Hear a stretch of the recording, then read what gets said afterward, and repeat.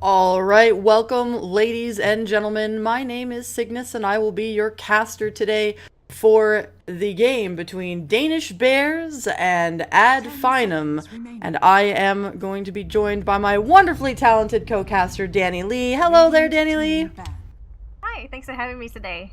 So, one new team for me. You've casted both teams, and it's pronounced Finem. Yeah, I think it's Finem. That's correct. Yeah. 10 seconds. I hope that's the right pronunciation. It'll be a bit embarrassing if we.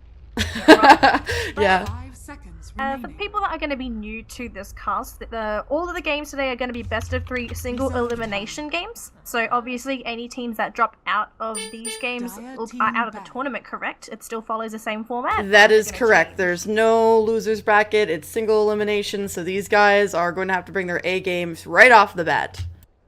And they're all going to be basically going for the prize at the end of the tournament, which is 1,300 euros, which for a lot of these teams, it is a fair bit of money. And you're going to be playing your heart out for that too. Oh, yeah. Most definitely. It's going to be a really great match. I'm really happy to see Danish Bears add Finem. It looks like both teams have done their homework, and so Danish Bears are going to ban out the IO, and we are going to see the Keeper of the Light get banned out by Team Ad Finem, so it's pretty obvious that these are not really typical first bans, and so there is a reason for that. It's because they've done their drafting homework, and certainly SSA Spartan, he's been working his heart out recently. He's really been bringing the next level drafts, and they've been scrimming a lot, Team Ad Finem. They actually just won the Pro Dota Cup Season 2 not too long ago for $3,500. So they are really on a really great tournament win streak at the moment. And Danish Bears, very strong showing as well. They have beaten Tornado Rocks, so certainly a good showing for them so far in this tournament, so I'm excited to see what is going to be drafted first. And Team Ad Finem, they played a crazy strategy last night. They played Marana, was a Nature's Prophet, and SSA Spartan was just landing every single arrow. It was amazing, so I'm wondering if we might see that coming out again. That would be pretty sweet. If they're really comfortable with the hero, I don't see why not. As a lot of teams like to do is that if they have this one hero that they really play well, there's no issues picking it first or second. If you feel that comfortable, just go for it. It's like some of the higher level teams just picking up, for example, heroes like Ember Spirit right off the bat because they can play that hero and they can work things around it just because how confident they are with that hero. So we'll see if Team Finem does decide to go for the Marana. They can pick it up later because this hero isn't typically banned out, but this is assuming that Danish Bears don't know about it, which, look at them, I'm pretty sure they have done their homework. Yeah, absolutely. So Danish Bears are going to first pick the Enchantress as their offlaner. I'm assuming offlaner. Pretty much, we haven't really seen a support or a jungle Enchantress for a really long time. It's pretty much solely been in the offlane, and it's just because that untouchable makes her so good and so survivable, also with, of course, her little Nature's Attendants. And Ad Finem opening up the draft with a Vengeful Spirit, Nature's Prophet. What do you feel about that as an opening? Vengeful Spirit in general, she's a support that you're always going to be picking up. So that hero, you can't really be saying too much. She's so good at everything. But you've got the swap for aggressive and defensive plays, a standard stun, minus armor. It's everything you can ask for in a support. Nature's Prophet, on the other hand. Now, to pick it up this early, I'm going to be making a guess that this Nature's Prophet is going to be going in the offlane position that we normally see Nature's Prophets do. He should be doing decently in this offlane role. This might actually force Danish Bears to pick up either a stronger support, or they might have to force 2 supports into that top lane to deal with a Nature's Prophet. Because a lot of the times, a Nature's Prophet can bully out a single support with the Treants. Because the Treants are so tanky, the supports are going to have 0 chance of killing those Treants. So this is already a lot of pressure on the safe lane for Danish Bears, knowing that there is going to be a Nature's Prophet there to harass out that safe lane with the Treants all the time. And as the game progresses, there's always going to be the split push potential, the global presence from Team Ad Finem as well with the Nature's Prophet. There's so much that this hero has, which there's no problems picking it up this early. It just means that Danish Bears are going to have more time to figure out how they're going to be playing around this Nature's Prophet. Do they go for a timing window before the Nature's Prophet comes online, or do they just push his lane so that he's forced out of it? Yeah, it's going to really come down to how both these teams play, I think, when it comes to playing around the Nature's Prophet. The other thing that I'd like to mention is I really am happy to see the Invoker. Danish Bears didn't really get a chance to show off their Invoker skills in the last set of games, and we are going to see the Invoker, but Ad Finem are then going to pick up the Viper, which, if anyone remembers the games from yesterday, wow. Viper completely destroyed the Invoker in lane. He was level 3 at 1 minute. Danny Lee. It was a really rough lane for Invoker. And I am really going to see, we're going to see a lot of skill here, because if this Invoker can win this lane up against the Viper, it will, like, just prove to me how strong Danish Bears are as a team, or at least their mid laner. With the Invoker yesterday, was it the standard Exort Invoker? It was, yeah, the standard, it was the Exort. Yeah, Exort. Because there's some situations where this matchup honestly can go either way, and it's going to be dependent on how the players either play their mid heroes, and it also depends on the support rotations. So, I think at this point for both teams, it'll be dependent on who gets the support rotation in first and grabs the kill. I think so far though, both teams have very good roaming supports. Like Shadow Shaman is a very demanding support. He needs levels. That is the one thing that a Shadow Shaman needs in his life. He just needs those levels. He benefits so much from it. And he is a remarkably slow hero, so he is also going to be a little bit demanding in needing those boots first. Otherwise, he will be moving... I think he moves a little bit faster than the Crystal Maiden at about 285 movement speed. I could be wrong, but he is a ridiculously slow hero. Yeah, he is pretty slow. The other thing to mention about this lineup so far out of Danish Bears, it's very intelligence heavy, and I'm wondering if they're leaving themselves open to be maybe like second last or last picked, like a Nyx or something, but I'm not sure if that fits into Ad Finem's strategy. Last time we saw the Nature's Prophet, he was, as you mentioned, the offlaner, but very global, like he was in every single gank, like Vengeful Spirit would throw out a missile, and Nature's Prophet was already on top of that kill.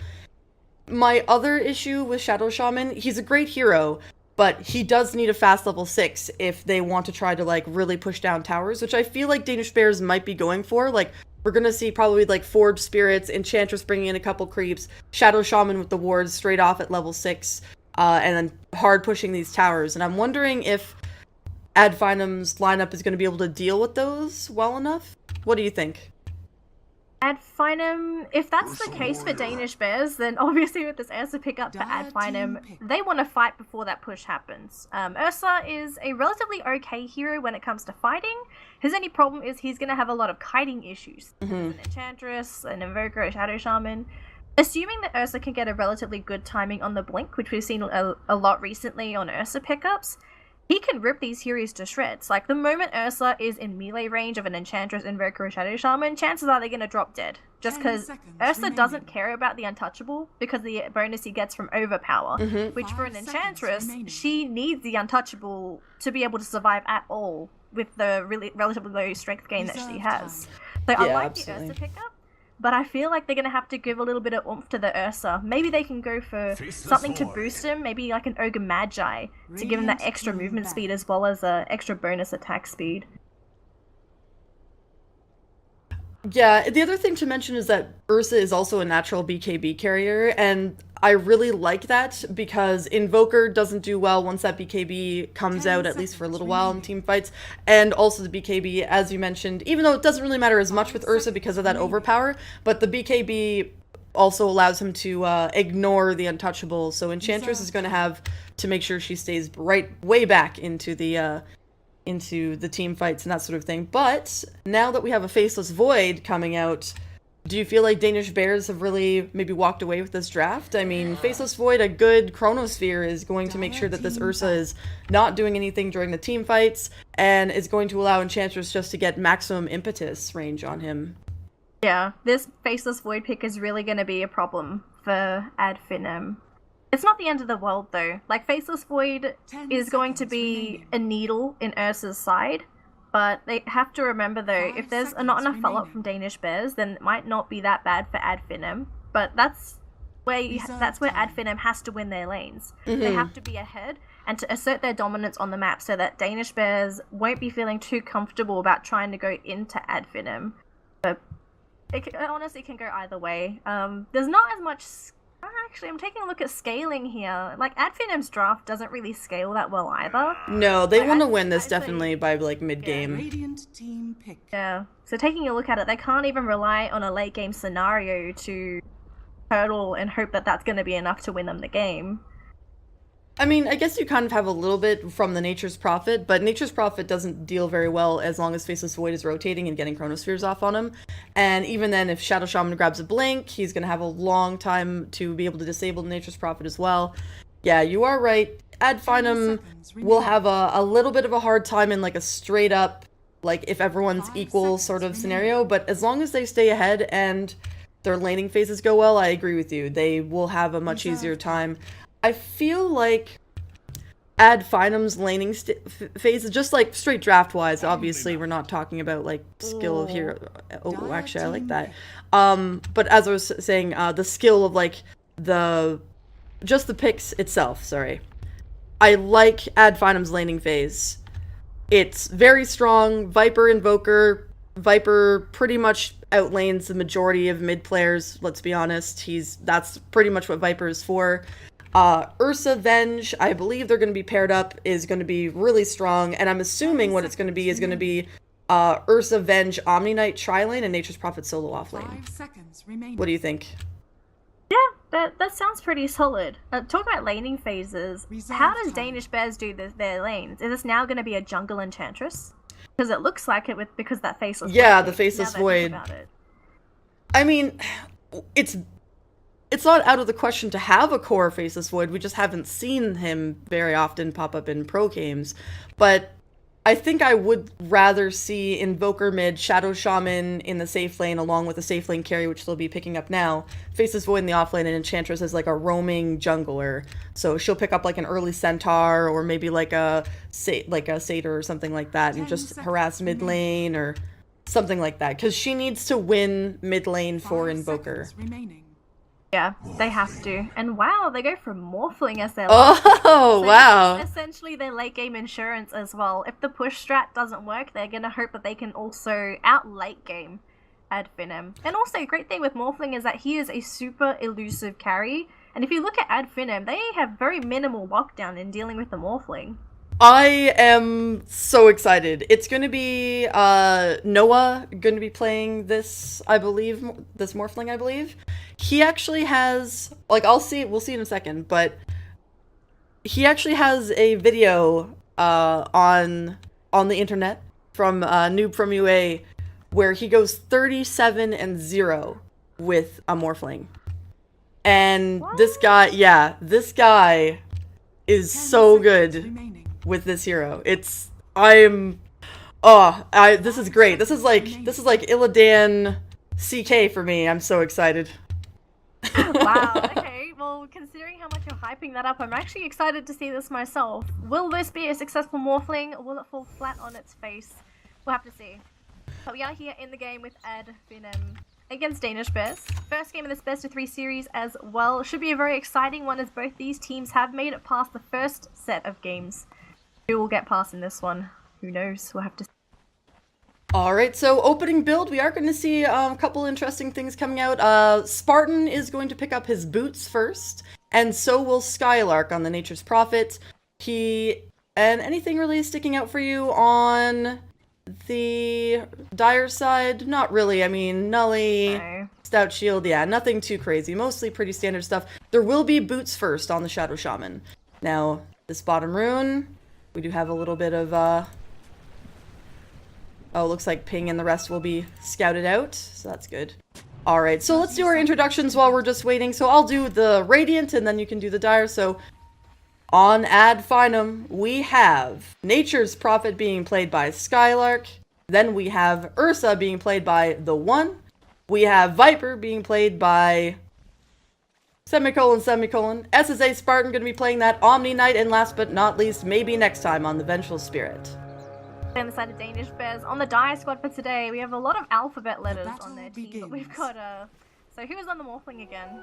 Since you're the expert. Noah, I believe.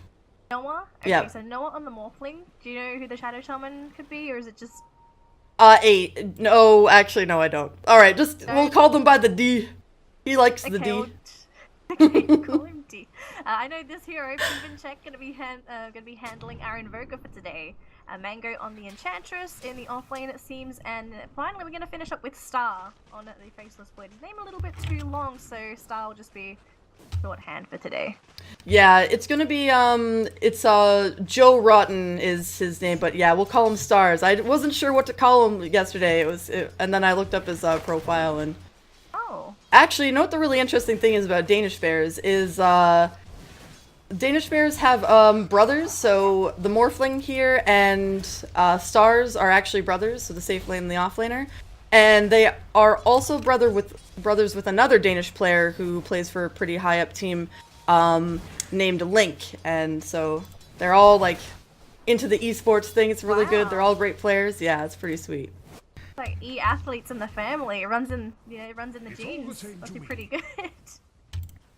Oh, we actually got a shackle up in the top lane. They're gonna try and jump into Nature's Prophet. They just drop him a little bit. There was a cancelled TP as well on the side of Finem, so it felt like they didn't need to TP up there. Just gonna leave Skylark. What I was gonna say was, I'm actually curious. Did Noah and Star just play rock paper scissors and just said, okay, who wins as the carry of the team? I would. Oh, look at the Vengeful Spirit dropping pretty low. Star 2 hits. Oh, he gets it. Purify coming too late from Spartan! Oh, that is such a big mistake, and they're even going to get the Omni Knight. He gets a Purification, but one more hit from the Enchantress is going to kill him off. And that ends up turning into a disaster for Finem. Yeah, that's us straight off the bat. Normally when Finem, they really need to get these early kills, early ganks in the lane, make sure that they're securing the lanes for each other, and that's going to really put a big wrench in the cogs for at least this Ursa lane. Gosh, I think the misplay there for Finem was they were hoping to go for a Sport Purify on the Vengeful Spirit against the Faceless Void, and he just got it too late. Like, he was just a little bit too late with the cast, unfortunately. So, to give a kill to a Faceless Void like that, look at Star's positioning in this offlane. He is moving so aggressively in this lane, he's actually harassing out the Ursa of all heroes. Like, that's a situation that you very rarely see from a Faceless Void. Yeah, absolutely. Oh, and top we have just a couple good right clicks. No big shackles coming out, but Nature's Prophet doing a good job of just getting as much harassment as he possibly can on this Morphling. Yeah, just the annoying thing. Like, these treants with 550 HP at, from the beginning of the game, it's just so difficult to deal with. You can't just kill them. Like, the normal situation for summons is you just kill them, right? Yeah, exactly. Yeah, you can't do it with Nature Prophet summons. They're just too tanky. Well, and maybe next time, just getting a couple good bashes in. There was no magic missile really to respond. Meanwhile, in the mid lane, we do have Viper just doing what he can against the Invoker. Invoker 13 last hits, Viper 4, so scaling fairly well, but Viper is picking off those Forge Spirits pretty consistently. That's like the third Forge Spirit I think we've seen already being taken out. Good news for Check though is that he's not Nature's horribly Prophet losing the lane. Oh dear, this could be a very sad Prophet. He runs back, runs into the deadly duo, and this will be the end of Skylark. Rest in heaven, my friend. We'll just be up there for 18 seconds. Oh my goodness! Come back down. Mango also actually ends up enchanting the siege creep, so they could actually make a really fast push onto this tower. I don't know whether or not they'll be able to secure it, but they'll certainly be able to just do a lot of damage. Oh, they meanwhile, have one more siege creep. They could have had another siege creep if they get that one that's hitting the creep wave. They could have had a double. I guess they may be saving it, or maybe they just don't know. Oh yeah, I just see that right there. Yeah, it got stuck over by the jungle creeps. Rip. Oh well, that's unfortunate. They could have had 2 siege creeps when it came to the push, but I think overall it wouldn't have dropped the tower. Like, 1 siege creep wouldn't have made that much of a difference. Got an illusion moving in lane here. If Check sees this, he will think it's a hero, assuming that it moves, but it didn't move, so it gets spotted out. We still have maybe next time here, but he has been spotted out by the Invoker anyway because of the ward, so the movement from the Vengeful Spirit won't be successful. I really like that ward. It's great for... It was just good map awareness and just kind of good thinking by the Dire. They knew that the Vengeful Spirit was probably going to be doing some rotations in. Oh, but Skylark going in. There's the Viper Strike. Pang going to get a cold snap off. Ice Wall. Pops the Fairy Fire. A couple more right clicks.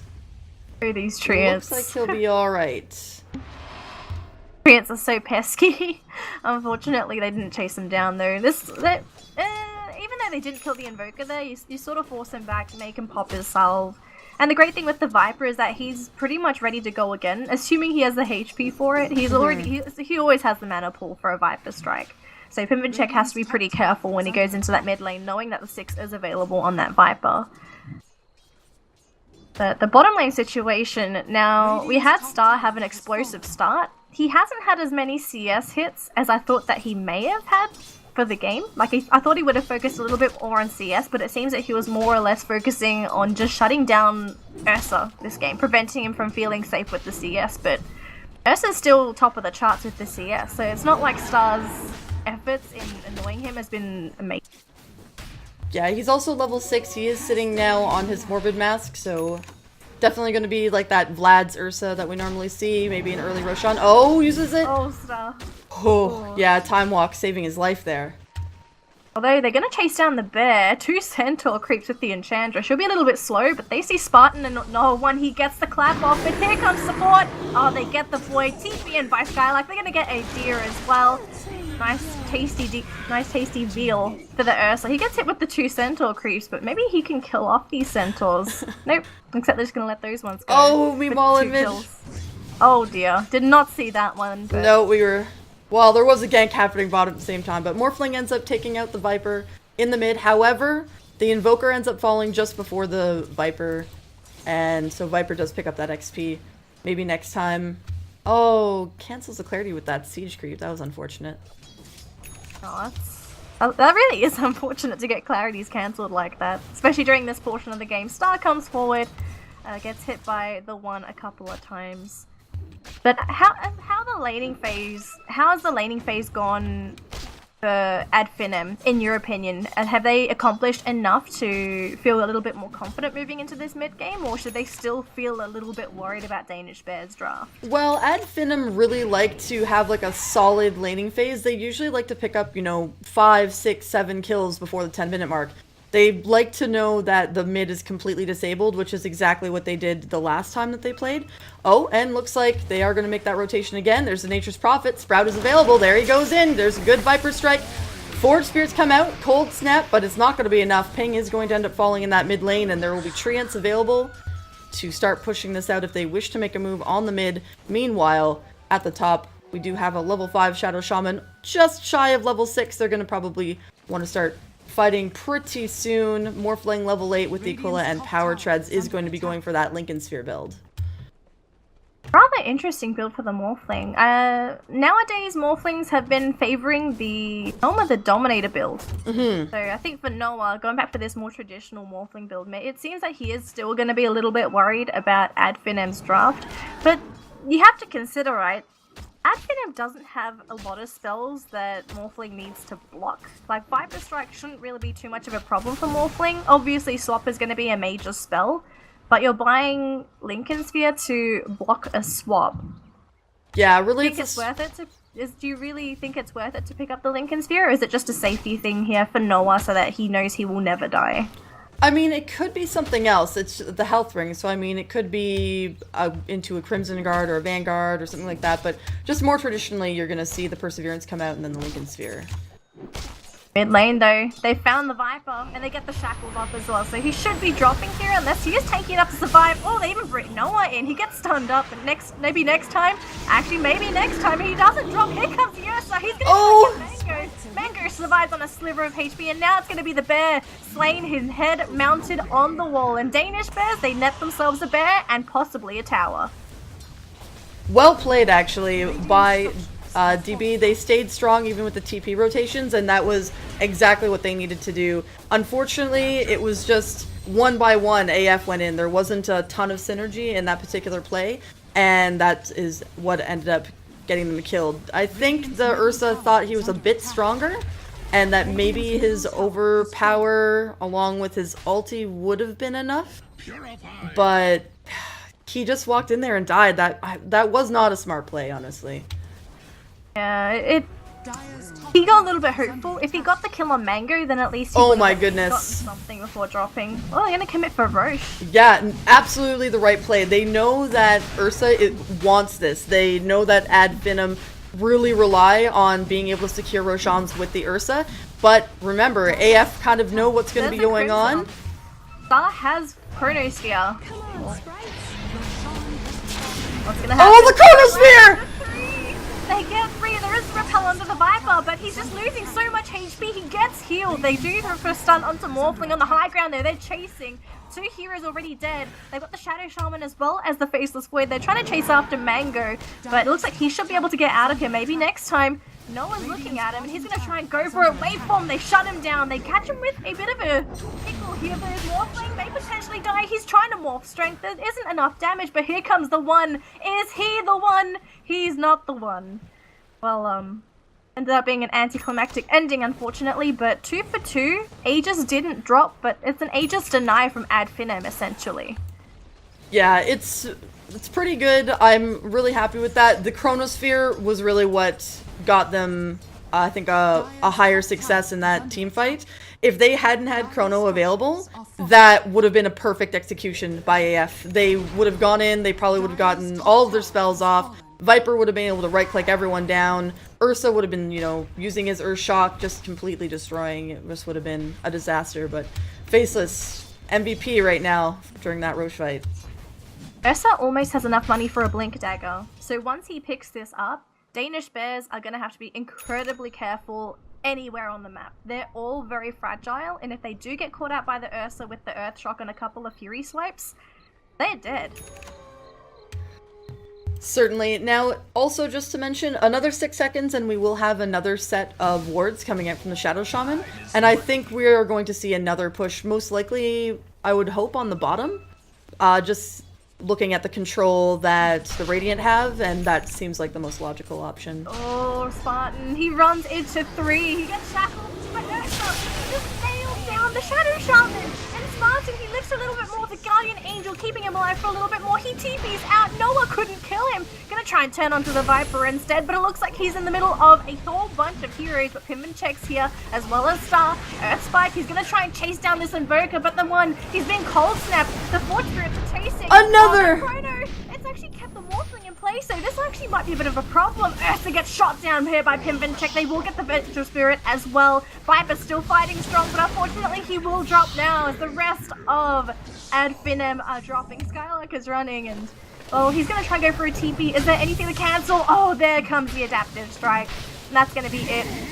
Pretty much a almost complete team wipe. The only one that survived was Spartan, but he committed a Guardian Angel to TP himself out. Yeah, That Guardian the rest Angel. of his team. Yeah, and Yeah, really lucky because Faceless Void was hoping so hard for just like a value bash. She only has like one, he only has a 10% chance, but it was, oh no, maybe next time getting shackled. And there's Rotten again. Maybe next time trying her best to get away, but there's a swap. Dire's top tower is She under will still end up falling, and now Ursa is on the run. Another shackle and Impetus Sunstrike. Trying to turn it around. Is it going to be enough? That damage reduction, but he's hexed. And dead.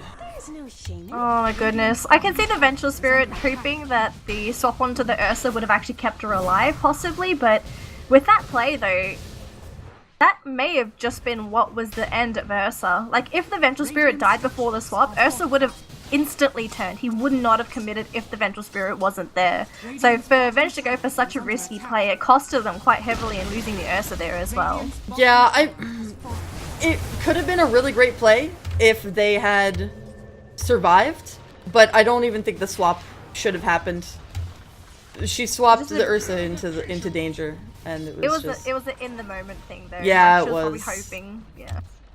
So you can't blame the Vengeful Spirit for making that play. Just high risk, high reward, and it Oh, looks like Mango. it was a bit too much. Pretty quick though. It's an Dire's top tower Enchantress. is under attack. Yeah, Enchantress is Bouncing going to be able away. to walk away, so they're just going to go for that siege creep instead. If there had been a Viper Strike, that would have been a dead Enchantress, though. It's moments like this where you wish he had that super early Ags. Just don't buy anything. Yeah, exactly, straight off the bat. So actually, let's take a look Obviously. at the item progression. So Danny Lee, let's see, is there anything that really stands out for you? I'm really liking the drums on the Morphling. We also have a Midas on ping. Fairly standard, though, for an Exort Invoker. I mean, we pretty much are... You have to go Midas on an Exort Invoker. And yeah, Blink Dagger on the Ursa. Anything else that sticks out for you? Aside from that, nothing really. Like, I was just going to say that I like the Invoker went back for that Midas still, even though he's going for this pushing draft. Like, some Invokers do like to pick up the Necronomicon first before they go back for the Midas, but just to go for the Midas first, like, just the levels are so useful. Spartan tried to go for a bit of a purification play onto the Shadow Shaman, but look at Danish Bears. They are going to start hounding in on poor AF, and they need to get out of this. Chrono is available. Only gets one though, but Vengeful Spirit gets the swap off. Is it going to be good enough though? Spartan goes for the heal. They haven't been able to kill off the Vengeful Spirit. In the meantime though, Ursa's going to go ham. He's trying to go for kills. He already has been buffed up here by our Omni Knight, still chasing down Mango. He should be able to get the kill onto this Enchantress. The wand, 2 more hits. He didn't get 1 hit. He's still chasing down the Enchantress. Meanwhile though, the rest of his team, well, they've only lost the Nature's Prophet. There's a double damage Morphling. He won't find anybody, but Spartan gets spotted. What are you doing, Oh, Noah? good waveform. Gets himself out. Yeah, I think that's the smart play by the Morphling. He could have potentially maybe fought, but the Viper would have been on top of him as well. Yeah, just good positioning as well from Noah. But maybe if it was just the Omni Knight that went in there and he saw it, then at least he would have tried to go for that kill. So There's no one should... prepping himself. Oh, sorry to interrupt. So, Morphling is now 8-0 for this game. He has not died yet. Yep. Alright, so Goodness. we'll take a look at the lay of the land. Let's take a look. Team net worth. Danish Bears, about 3,500 overall advantage, and meanwhile XP earned just sitting above 4k, so pretty significant for both, for Danish Bears. Oh, and SSA Spartan. He just gets a strike on him, but nothing too crazy. Meanwhile, Nature's Prophet doing what Nature's Prophets do best and pinging away at this middle tower. And I'm hoping we're going to see a team fight on this tier 1 bottom. I like the Nature's Prophet hoping to prioritize a Orchid here. The Orchid is going to be such an amazing item to have against not just the Faceless Void, but also against the Morphling and the Invoker. Like, those heroes all down bottom. Looks like there was a bit of a jump here as Faceless Void only went for the time dilation. 15 seconds left on that Chronosphere, but I like the Nature's Prophet going back for this Orchid. There's so many heroes that are going to be vulnerable if they do get Orchided up, and there's nothing to dispel it. Yeah. So once that does come up, I expect AF to play hyper-aggressive with their entire draft. Certainly. Now, it's good to notice, I think that SSA has pretty much said, like, hey guys, let's not commit to this tower. I'm pretty sure that he knows what the timing is at this moment for the Chronospheres, and that was why they didn't commit to that fight. Because, as you mentioned, it was like 10 seconds away. Yeah, it's just the biggest problem with AF's draft. Like, if the Chronosphere is down, Ursa can't do anything in the Chronosphere if he's not caught. Yeah, Omni Knight can delay the inevitable with the Guardian Angel, but the biggest thing here for AF is they need to make sure that this Ursa jumps on his target. Oh. They'll try and jump onto the Morphling. They have the lockdown, though. Instantly morph strength, and Mango was nearby just in case he needed to be there for an enchant. I think the biggest problem here for AF is how are they going to kill this Morphling? Like, once They he have gets no that lockdown. Lincoln- Like, Yeah, really, exactly. they have only Avenge Stun. It's not enough. The Lincoln Sphere is going to end that, that potential as well. I mean, the only way that you could really do anything is if you pop the Lincoln Sphere using a Viper Striker or something like that. And that's not optimal. I mean, yeah, there's, like, not really much else that you can pop that with. You actually can pop it with Wrath of Nature. Yeah. You don't even have to target the Morphling. It's just as long as he's in vision range for the, Yeah, exactly. the Wrath of Nature. But it's just too luck-based to rely on that. They might have to at some stages, and if they can get the kill onto the Morphling like that, then there'll be a huge win for Finem. But for Yeah. the moment, they can only look at this Morphling. One, just gonna go for a bit of a roar. 2 seconds left, and just more up. Yeah, he's gonna run the Ancients now, but I think what the play is by this Ursa, and actually we're gonna take a look and see if he is indeed going for that. It's going to be an Abyssal Blade, I think, is the play. They need to get more lockdown, so it's like Sheepstick maybe on the Nature's Prophet, Abyssal Blade, I don't know what else would be maybe something that they need to do, but that's, I think, AF's draft, that's really what the biggest problem is. Fair. It's just lockdown. It's like the biggest problem. Like with their draft, you look at the order of their draft and you'll be like, oh, they've got plenty of time to pick up heroes to accommodate an Ursa. But they picked they picked the hero 4th, didn't they? Yeah, I think it was a 4th pick. So it felt like during the drafting phase, it didn't really seem that they really took into consideration of the Ursa until much later on in the draft. And then up until that point, maybe they realized we have a lot of slows, that's going to be good enough, and then the Faceless Void arrives. And then that pretty much just, it slaughters the Ursa pick because he is so limited with what he can do in this fight because of that Chronosphere. Yeah, absolutely. Now, looks like we may have, Chronosphere coming out on Skylark, Sunstrike to follow up, and a good old shock. And a couple right clicks, and yeah, that Faceless Void is going to take him out again. That's the Morphling illusion too, actually. Maybe just thinking that could have been an Enchantress. A Viper who does see the Faceless Void. He just insta-TPs. Doesn't want to go anywhere near them, unfortunately. I was like all excited. I'm like, oh, finally. Oh, what's this? Oh, there's another Roche.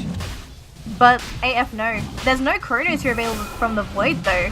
So if Finem does decide to fight in the Roche this time, they will not be handicapped with the Chronosphere, but it's just going to be too late. They're coming down, but the Roche will drop, the Aegis will be taken. Can they come in time though? Oh, it's already been taken by the Morphling. And everyone on Danish Bears are out of there. That's rather unfortunate for Finem. Oh yeah. No, Spartan. Not Spartan. Oh, he got the Guardian Angel too. Viper Strike coming out. Waveform. Still looks like no one will be losing their lives here. Oh, Skylark being chased up by the Morphling as well as the Vengeful Spirit. Enchantress as well as the Shadow Shaman coming through. Shackles there. Swap will keep him alive for a little bit longer, but he's still shackled. And they're possibly going to be losing Skylark here. They also lose the Venge. So, all in all, still an unfavorable trade here for Finem. Yeah, so if we take a look kind of at the lay of the land, we are going to see... Oh, he actually managed to teleport out. Okay, so Viper ends up surviving.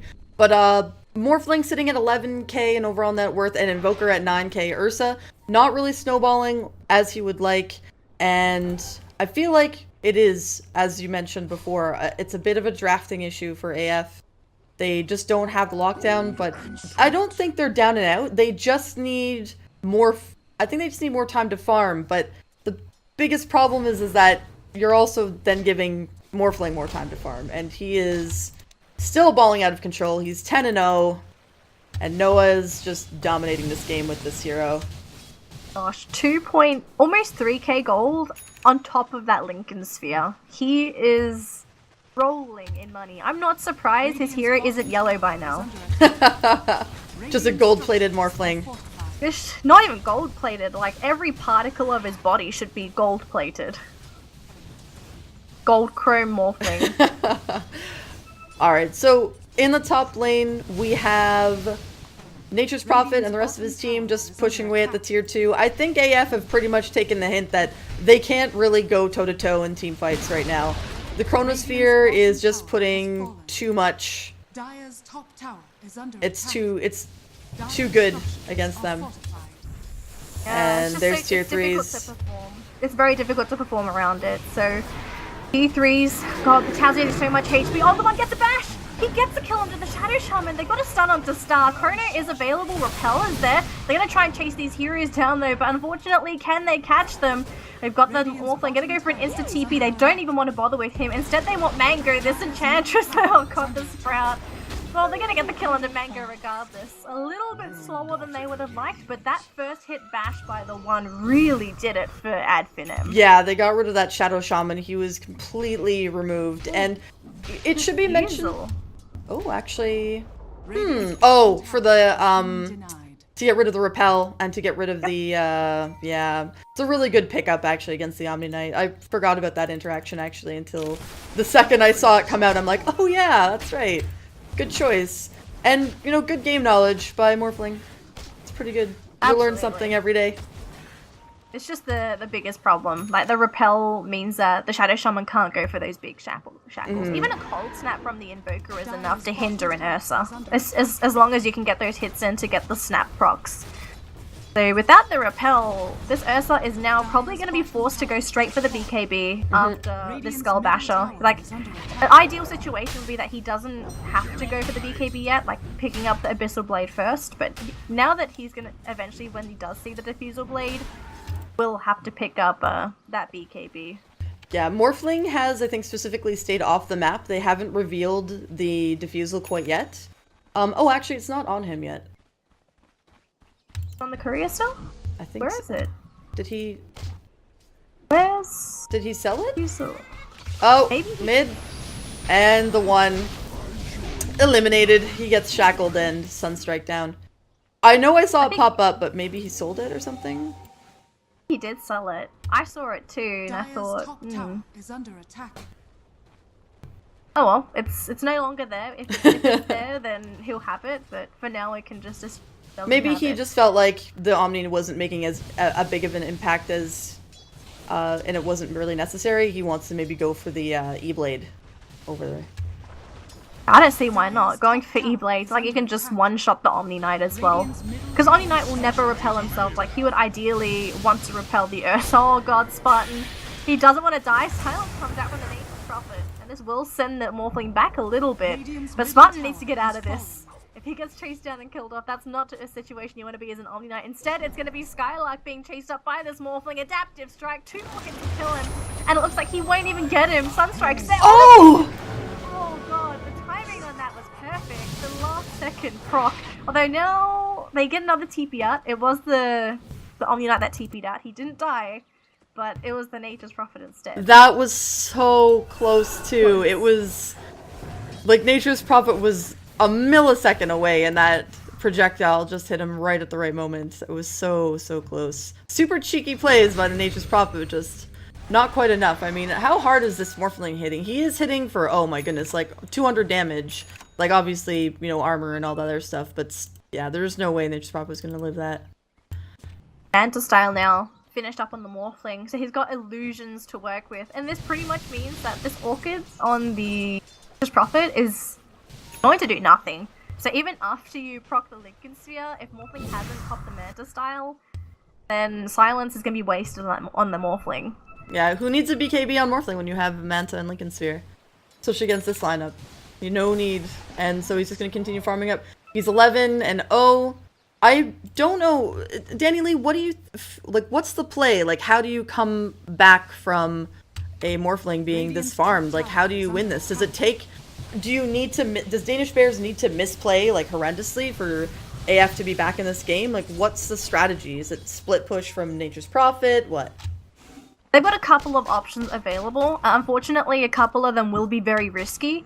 In most circumstances, you will try to outlane game a Morphling. So if you're, for example, you're playing Morphling versus Anti-Mage, then at least you still have a very good chance of coming back into the game because you have a hard carry of equal strength versus the Morphling.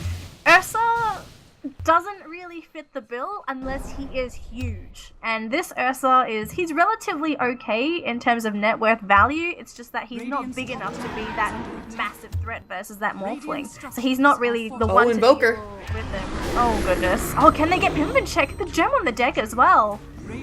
Oh, very nice pickup for Finem. In the meantime, though, like up top, they're doing a little bit of damage to the T3. But looks like the Morphling will get out safely. But that was a huge kill for Finem to not only get the Invoker, but a gem as well.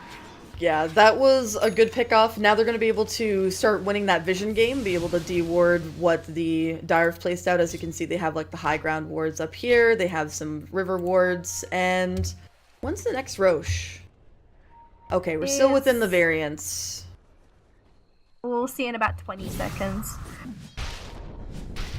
And we actually have a Blink Dagger on this Faceless Void. I really like this. It's going to give him a lot of mobility. And he's going to just be able to use his Time Walk and then blink and use his Chronosphere and lock down this Ursa. Or, you know, be able to escape as well. Yeah, this is the I think this is the most standard build for Faceless Voids I've seen so far, just going for the Blink Dagger after the Vladimirs, because it just makes ease of execution from the Chronosphere that much easier. And then you can also save the Time Walk for defensive purposes.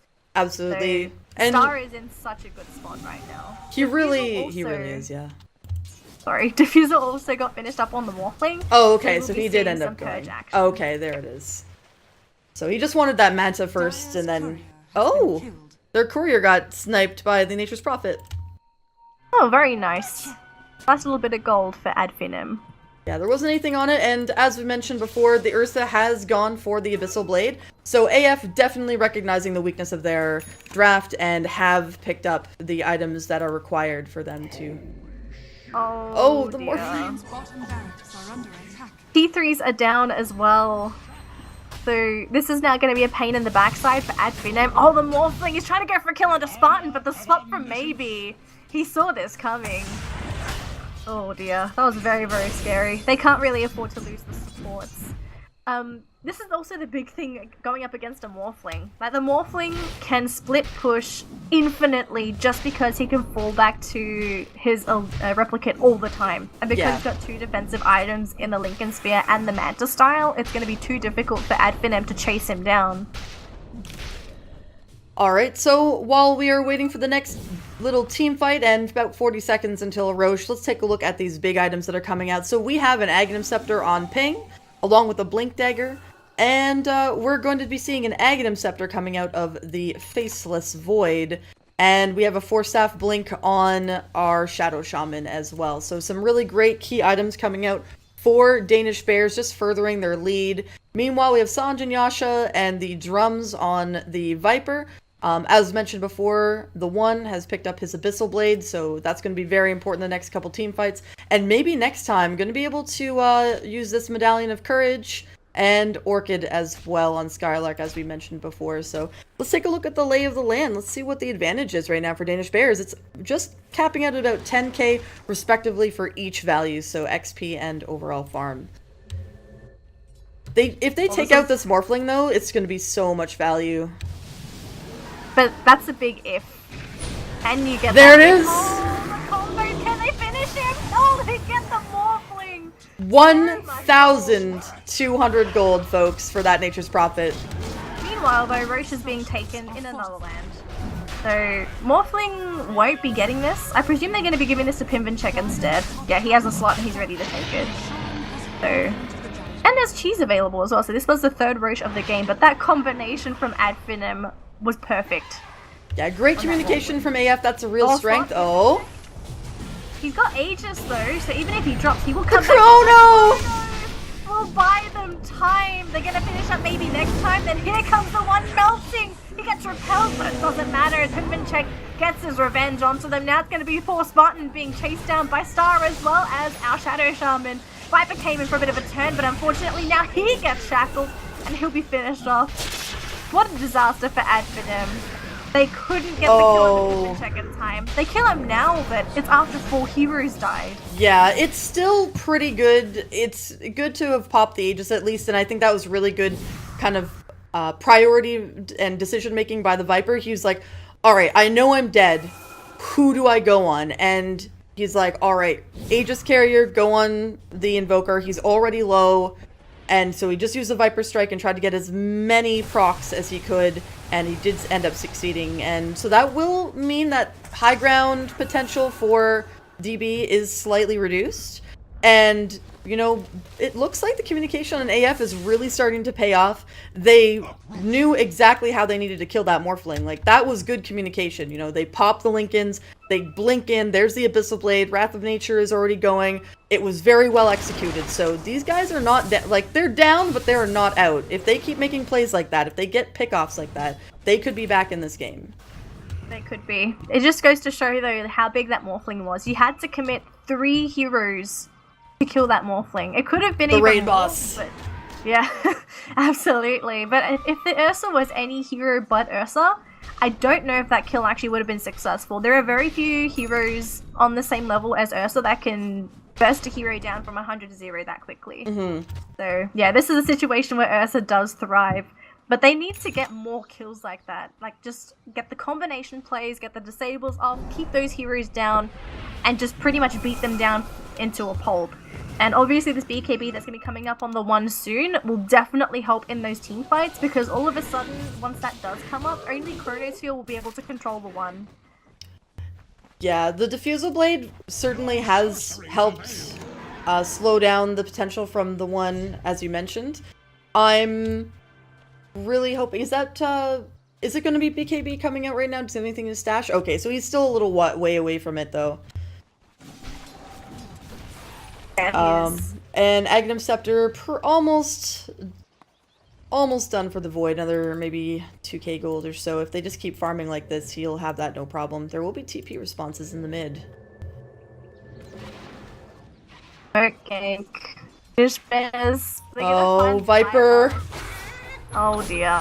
Well, that's gonna be the end of that hero. There's no Oh, good swap, but right into the chrono! In the backside sharp! He blinked far forward and she was expecting someone to be there. They're gonna get the Viper in the end anyway, as well as the Vengeful Spirit. The life game is actually holding up. That Diffusal was used twice during that fight and was 100% the reason why that Viper and Omni Knight ended up falling. And really great XO, here we go.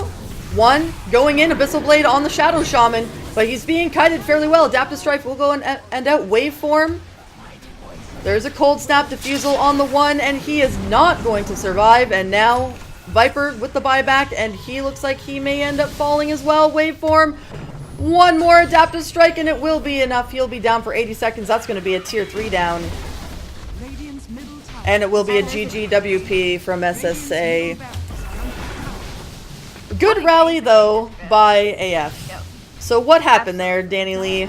I'll give you the game overview. So We can both do the overview, but we can safely say that both of us would have to agree that it was a bit of a drafting problem for AF. They just didn't have the lockdown to accompany the Ursa. I think the biggest thing was the Faceless Void pick that really threw Finem off guard. Because once he came onto the field, it was just Chronosphere, just controlling their team up so much and buying so much time for Invoker and Morphling. Alright, well, ladies and gentlemen, that was game number 1 of our best of 3 between AF and Danish Bears. We will be right back after a few messages from our sponsors, and I do apologize about the resolution. It will be fixed for the next game.